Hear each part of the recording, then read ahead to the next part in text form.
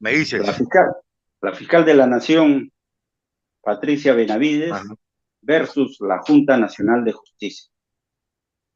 El día antes de ayer, la fiscal de la Nación, Patricia Benavides, fue notificada por la Junta Nacional de Justicia, órgano que nombra, ratifica y también destituye los magistrados del Poder Judicial y del Ministerio Público para una investigación preliminar por los cuestionados cambios en el caso emblemático y mediático a nivel nacional de los cuellos blancos del puerto.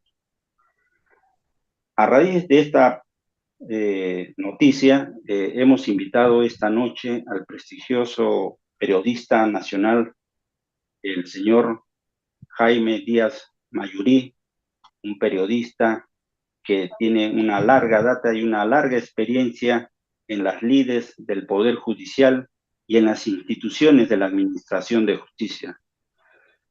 Hemos también visto que el año pasado presentó y divulgó por las redes sociales y por un canal por el cual participa referente a la postulación, candidatura de la señora, en ese entonces candidata para jueza suprema, y que también hubo una repercusión referente a que en su currículum vitae había presentado tesis de maestría y de doctorado. Entonces, ante eso, la Junta Nacional de Justicia no tomó en cuenta estas tesis que habían sido formuladas, elaboradas en el año 2009 y que, a pesar de eso, la nombran como jueza suprema. Estimado Jaime Díaz Mayurí, muy agradecido por concedernos esta entrevista. ¿Cuál es la situación desde ese momento a la fecha con el caso de las investigaciones que se hicieron tanto a nivel de la Junta Nacional de Justicia sobre los títulos y grados académicos de esta señora que actualmente es la fiscal de la Nación? Adelante y bienvenido.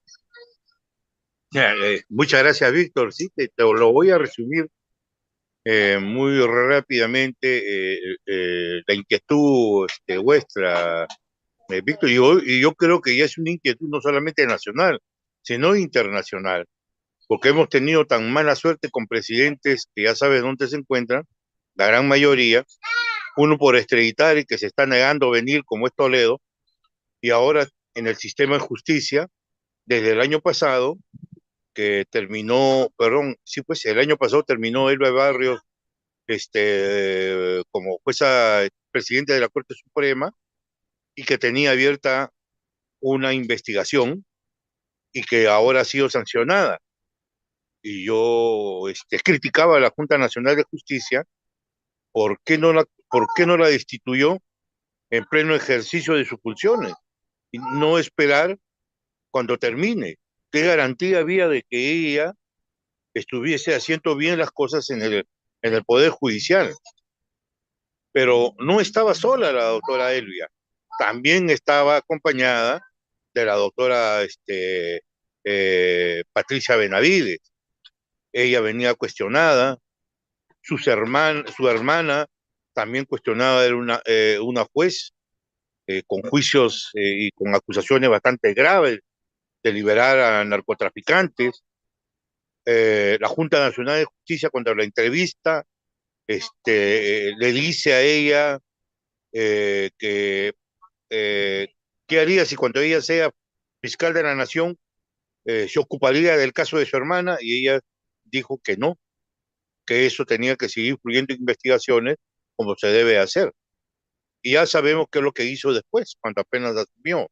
Pero lo raro de todo, Víctor, es que se supone que ahí te filtran todo lo que tú has hecho, desde tu fecha de nacimiento, tu partida de nacimiento, comprueban si los documentos que tú has presentado en tu CV son verdaderos o son truchos.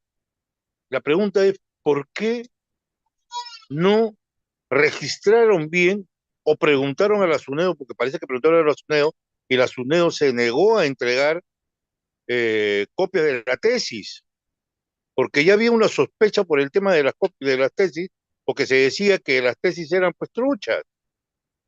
Es más, cuando un periodista de Perú 21, Díaz, Perón Quispe, señala en, en un destape, entre comillas, que hace, que dice que el subsecretario general del despacho presidencial, Pedro Camacho Gadea, le estaba informando de que la fiscal tenía tesis trucha y que investigue.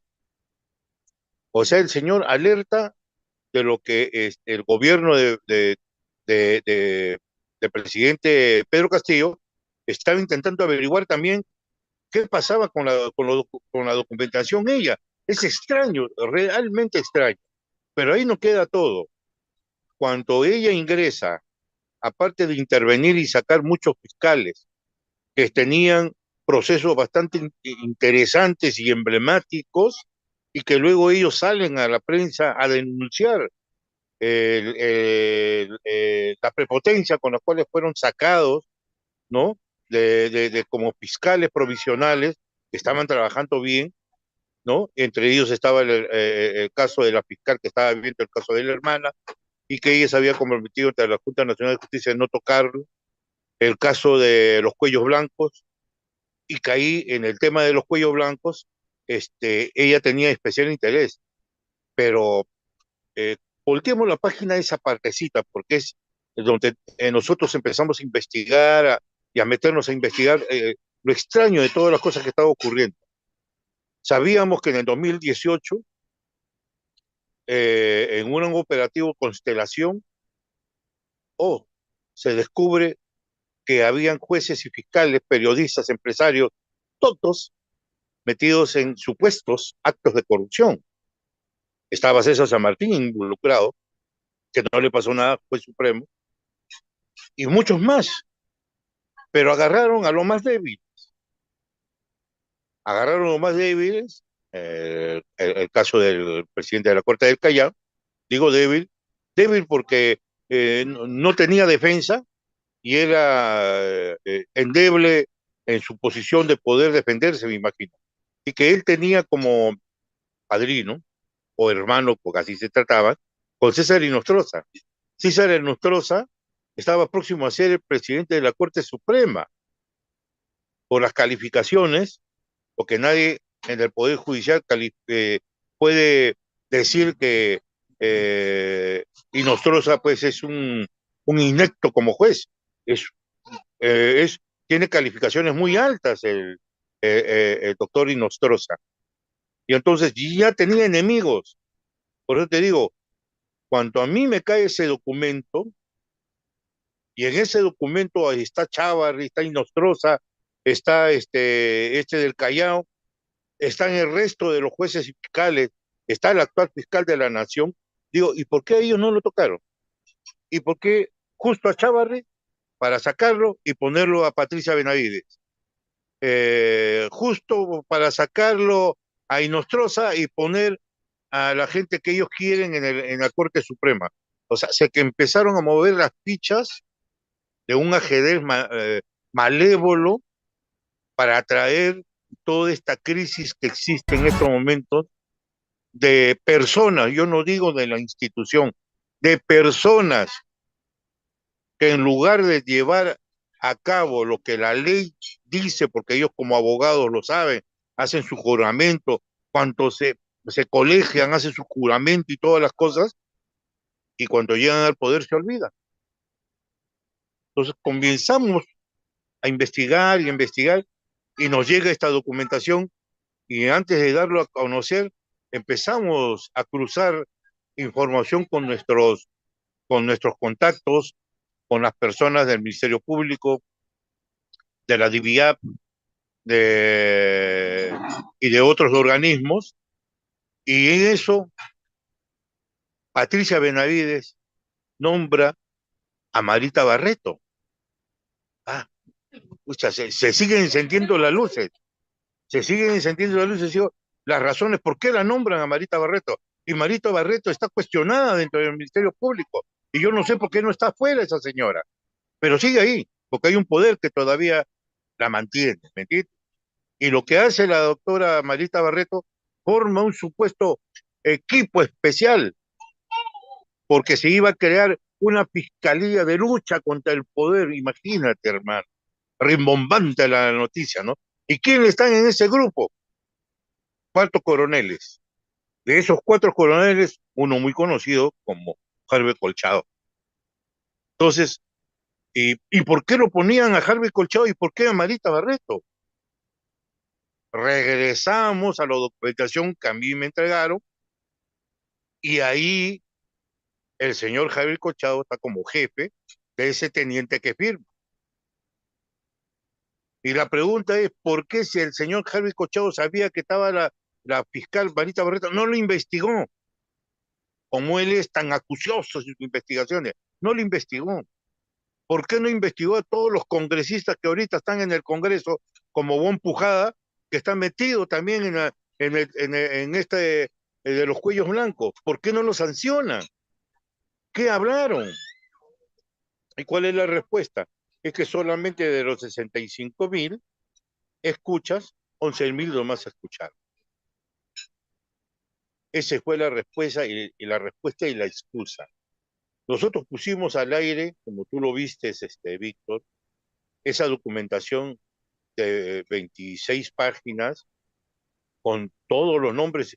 Yo quisiera que tú tengas ese documento para que te horrorice de la cantidad de gente que hay y que de repente el 90% tú lo conoces como, como letrado que eres, ¿no? Y yo le emplacé a la fiscal Patricia, porque yo dije, eh, yo no voy a hacer de que este documento que tengo lo voy a entregar ahorita al Ministerio Público. No, si ese documento existe en el Ministerio Público, ¿por qué lo voy a entregar? Más bien que lo desempolve. Pero vamos a pedirle que desempolve porque está en la lucha del poder y ahora Patricia Benavides está en el poder, que lo investiguen. Entonces, iniciamos contactos con congresistas, verdaderos congresistas que quieren saber y luchar contra la corrupción y nos topamos con gente inecta, que no quiere, que se asusta, ¿no? Entonces, ¿por qué? ¿Por qué esos congresistas se asustan? Porque tienen rabo de paja, Víctor.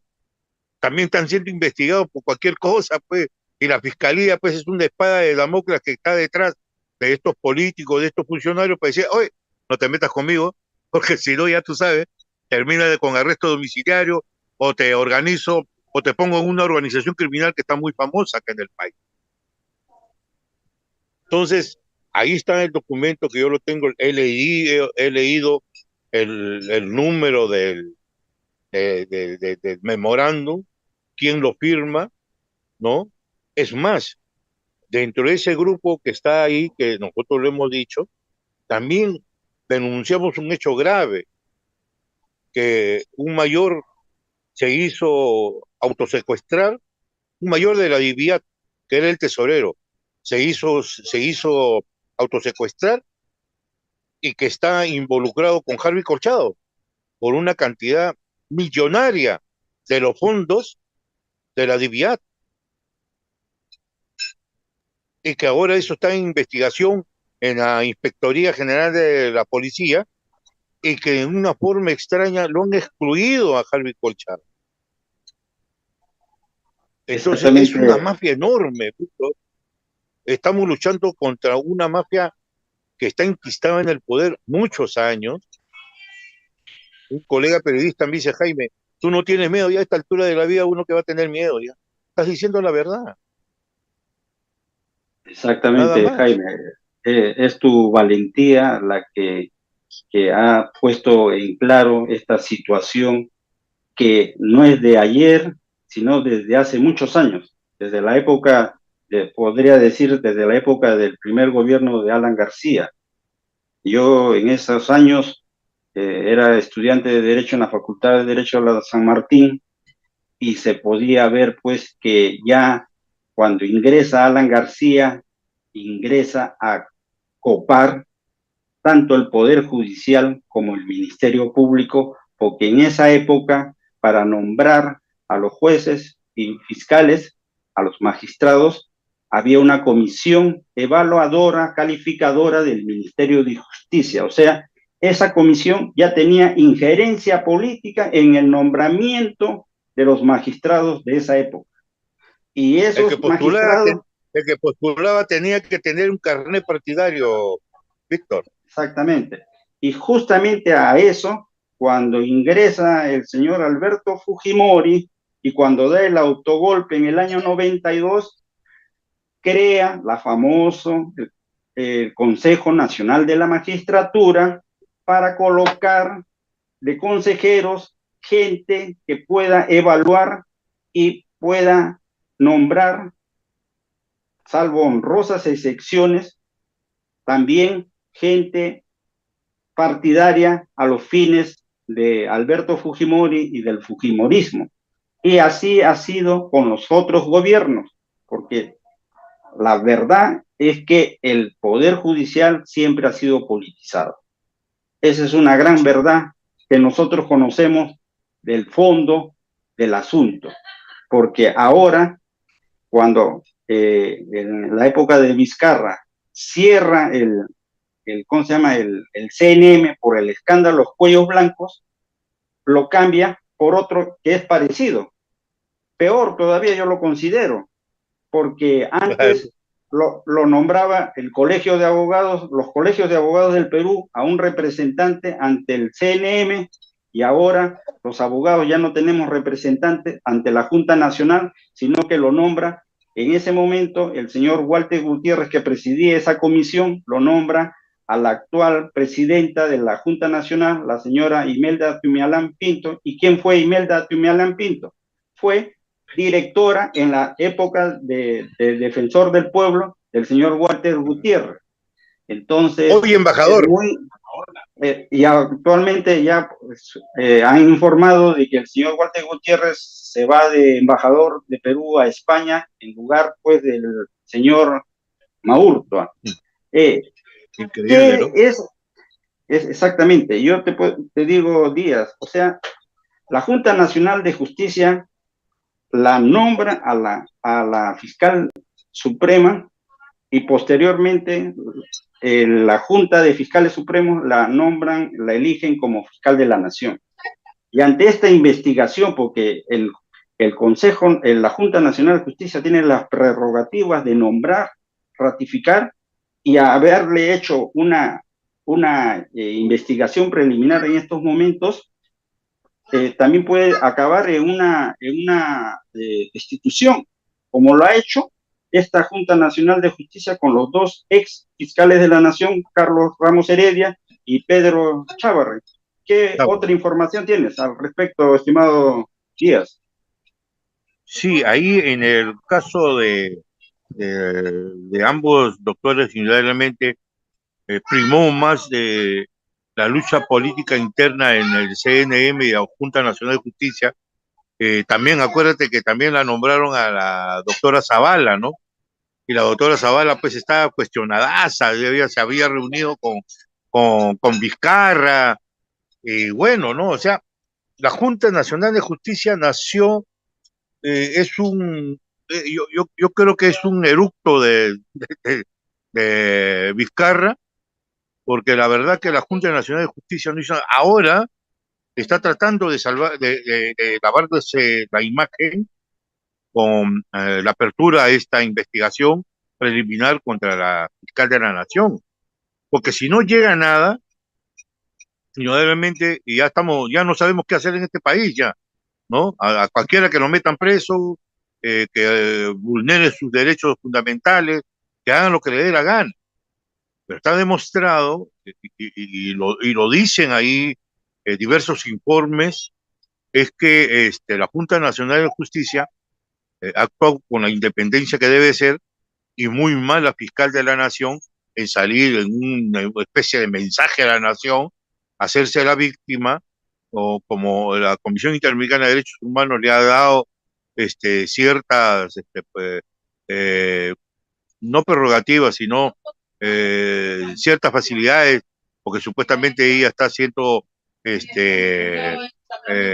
¿cómo te puedo decir?, perseguida, porque ella denunció, acuérdate, en un momento denunció de que había drones por encima de su casa investigándola. Esa era mentira.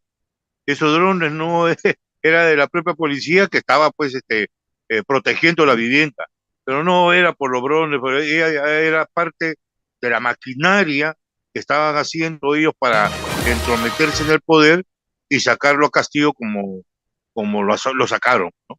Ese era el fin, ¿no? El fin era destituir al gobierno de Castillo, que la estaba haciendo mal, sí, la estaba haciendo mal,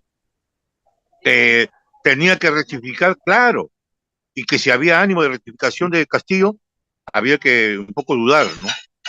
Entonces, hay cosas, creo que en el país debe de reflexionar, los organismos internacionales deben de intervenir, Víctor, con más precisión. Yo creo que la Unión Europea y otros países deben de ya, porque hoy día ha sido una burla lo que han hecho, lo del Congreso, es una burla. Ya se han alargado prácticamente la vida para la selección hasta abril del 2024. Ya no va a haber elecciones este año. Entonces, esta gente que está en el Parlamento, yo no sé si vive en el Perú o está en Marte, creo que está en la Luna, porque parece que para ellos no les interesa la gente que protesta, la gente que no está de acuerdo, el nivel de aprobación que tiene ese Congreso, el nivel de aprobación que tiene la Fiscalía, ¿no? El nivel de aprobación que tienen las instituciones en estos momentos. Entonces estamos en una situación grave y parece que los únicos que no se dan cuenta son ellos y que ellos más bien están esperando que haya un último que cierre la puerta y se vaya. Pero no van a encontrar ninguno porque ninguno se quiere ir. Exactamente, me hace recordar las palabras de Javier Valle Resta cuando decía que los próximos congresos van a ser peores de los que en esa época existieron, ¿no? En los primeros gobiernos democráticos. Exactamente, estamos en una situación que los congresistas se hablan estupideces, disculpa la palabra que yo estoy exponiendo, pero salir un congresista, exalmirante de la Marina de Guerra del Perú y decir que no quiere comer comida de tercera, es un insulto a la pobreza, que es la gran mayoría de los peruanos en el Perú. Al salir un congresista, un inefable Juan Lizarzaburo, que diga que es una bandera, que es un tapete de chifa, lamentable, porque este señor que ha obtenido solamente 1.775 votos y ha podido obtener un curul en el Congreso gracias al arrastre político del Partido de Fuerza Popular, salir y desacreditar, insultar a los orígenes del Perú, sinceramente, es para decir, señores, yo renuncio porque yo no puedo mantener esa situación. Y Perú sigue igual, como si no pasó nada. Y eso no puede ser. Así como los presidentes lo pueden denunciar, acusar, así también pues tenemos un congresista que lo han vacado por violador, porque ya pues ya está con prisión preventiva, ya lo vacaron. Creo que el congresista Freddy Díaz, creo que. Entonces, Sí. ¿qué clase de congresista tenemos? Todos los congresistas solamente están preocupados. Vamos al adelanto de elecciones, cuando llega el pleno para la votación, cada uno se va, se abstiene, se acomodan, porque ellos saben, y ahí el periodista Phyllis Butter, que no soy muy afín a él, pero él le dijo una gran verdad al vicepresidente de la Junta Directiva del Congreso, Muñante, que le dijo, ustedes no han ganado antes más de 2.000 soles y ahora tienen un sueldo de 20 y tantos mil soles, las bollerías, vuelos internacionales, tapetes, todo eso, ustedes no lo van a dejar así nomás. Entonces, se están queriendo enquistar en el poder y mantenerse hasta el 2026. ¿Qué situación ves en estos momentos de crisis? Porque la crisis continúa, lamentablemente hay una paralización en el transporte, en las vías terrestres. ¿Cuál es el momento, la situación en estos momentos al sur del Perú y también en el norte chico y el norte de La Libertad? Adelante. Bueno, hay una desazón total, como te comentaba Víctor, porque el día de hoy, al menos se esperaba alguna esperanza de lo que tanto se llena la boca de estos congresistas en decir el adelanto, estamos de acuerdo con el adelanto de elecciones, estamos de acuerdo, pero a la hora de votar, votan en contra. Y ahora ya se configuró y votaron y no llegaron a la cantidad de votos que se necesitan. Entonces, se van a discutir, creo que el día de próxima semana, para ver nuevamente ese proyecto de ley para adelantar las elecciones para abril del 2024. ¿Cómo es la reacción de las personas que están acá en Lima, que han venido del sur?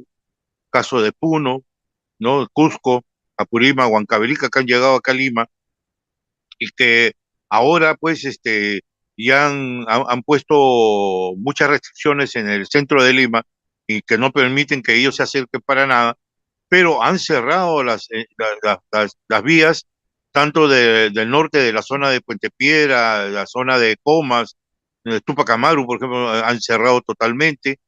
Se vienen protestas, indudablemente, la gente no está de acuerdo.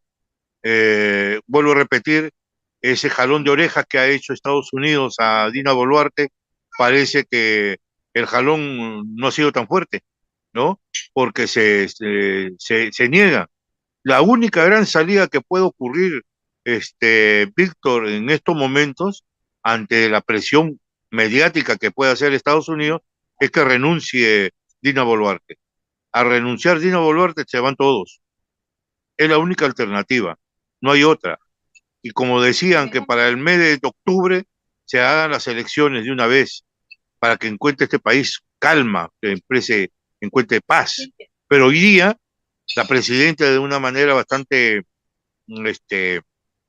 como te puedo decir, dorando la píldora, ha dicho de que ella es consciente que toda la zona sur fue siempre olvidada por el Estado peruano.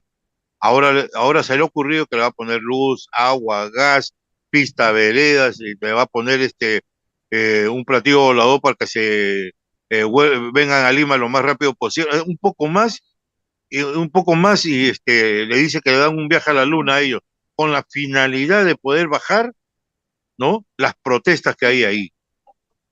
No es capaz de decir, señores, voy a renunciar por el bien del Perú y que me juzguen por los 60 muertos que hay, porque todas esas personas que en estos momentos están en el gobierno están implicadas en la muerte de 60 peruanos y un policía. Y que ellos, esto no puede quedar así, Víctor. Esto no puede No, quedar así. exactamente, ¿no? ¿Ya? Justamente estaba viendo aquí las noticias.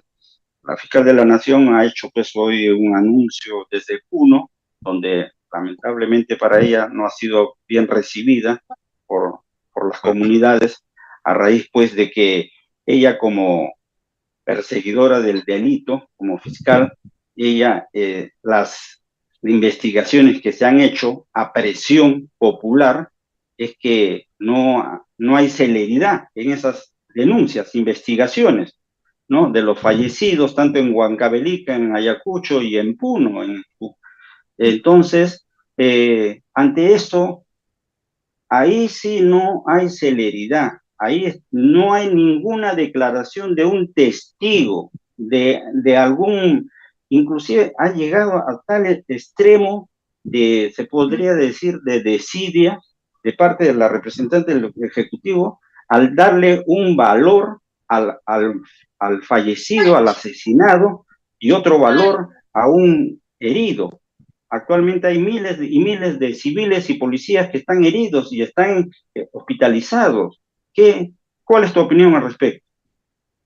Claro, es que para ella el poder es tan poderoso que no le interesa los heridos ni los muertos, ¿no? No le interesa. Ella quiere seguir en el poder y cumplir lo que hay una cúpula que la mantiene ahí, y una cúpula militar nuevamente corrupta que lo está protegiendo, por eso que ella se siente protegida. Pero esto no va a pasar mucho tiempo, esto va a quedar en los anales de la historia como lo más negro que ha ocurrido en nuestro país, y que estas personas tienen que ser juzgadas no por una corte peruana, sino por una corte internacional, Víctor, porque aquí no hay garantía, ya tú lo has dicho, hay los asesinados fueron muertos por ellos mismos, no hay investigación, no les interesa nada, pero cuando a ellos les interesa hacer algo, en las 24 horas ya están dictando medidas. ¿Por qué no detienen a los militares, a los jefes militares de esas zonas, que son los responsables militar y político, porque el estado de emergencia, y no los meten presos? ¿Por qué no le dan una prisión preventiva? Ya sería una cosa importantísima, el primer paso, que pueda haber una actuación de la Fiscalía. Pero ¿qué se puede esperar de esta Fiscalía, Víctor, si después de más de 20 muertos recién despiertan? Y nosotros lo decíamos permanentemente en nuestro noticiero, lo decíamos: oiga, ¿dónde está la Fiscalía? ¿Dónde está la Defensoría del Pueblo? ¿Dónde están los derechos humanos? ¿Por qué no van a ver la cantidad de gente que está muriendo?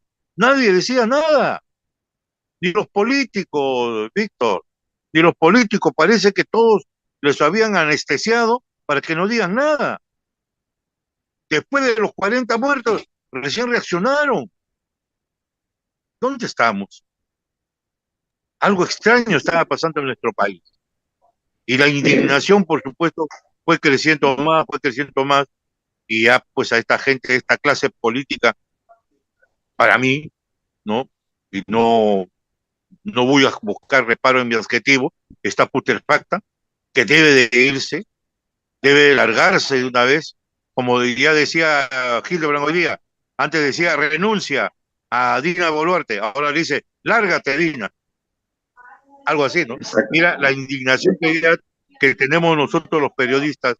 Imagínate a las comunidades en estos momentos, ¿no? Cómo están ellos, ¿no?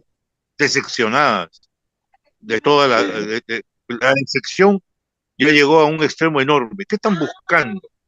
Que nos enfrentemos en peruanos, que se declare una guerra civil. ¿Qué están buscando? ¿Qué pretenden esta clase política? ¿O quiénes son los que les están moviendo? Partir al país. Es increíble, Exactamente. realmente es increíble todo lo que está pasando. Yo te Justamente hoy agradezco día, bastante, Víctor. muy amable, estimado Jaime Díaz Mayurí, por haber participado en este conversatorio.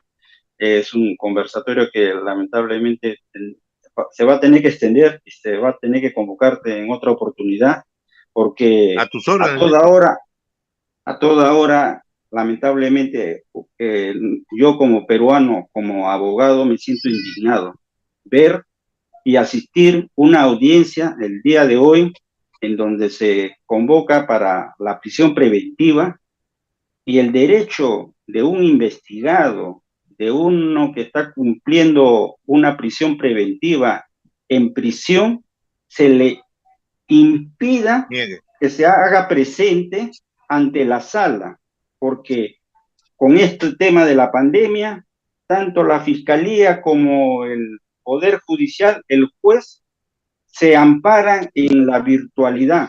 Señores, ya pasó la pandemia, gracias a Dios y gracias a las vacunas, pero el juez siempre ha hecho sus audiencias en su sala, y cuando habían audiencias en la prisión, se iba asignado a una sala para los jueces y para los magistrados. ¿Y por qué ahora no quieren que el señor Pedro Castillo participe en la sala de audiencias del juez Juan Carlos Checle? Es algo pues que va vulnerando los derechos de un procesado, independiente que haya sido presidente. Pero ¿cómo estamos? Te Pero digo, para otras cosas, no, peor, no, Víctor, yo sinceramente.